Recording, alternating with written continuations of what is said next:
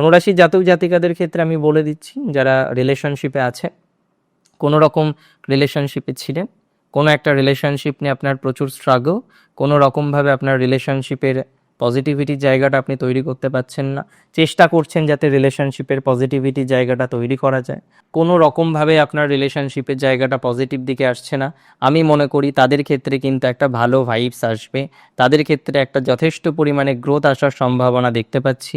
এবং এটিতে 100% শিওরিটি নিয়ে বলছি যে না, রিলেশনশিপে প্রিভিয়াস রিলেশনশিপ ছিল, এখন রিলেশনশিপ নেই, রিলেশনশিপ ভেঙে গিয়েছে, কোনো একটা আদার্স প্রবলেম তৈরি হয়ে গিয়েছে, তাদের ক্ষেত্রে ভালো প্রভাব আসবে। রিলেশনশিপ রিলেটেড ইস্যুস অনেকটাই সমাধানযোগ্য জায়গা দেখতে পাচ্ছি।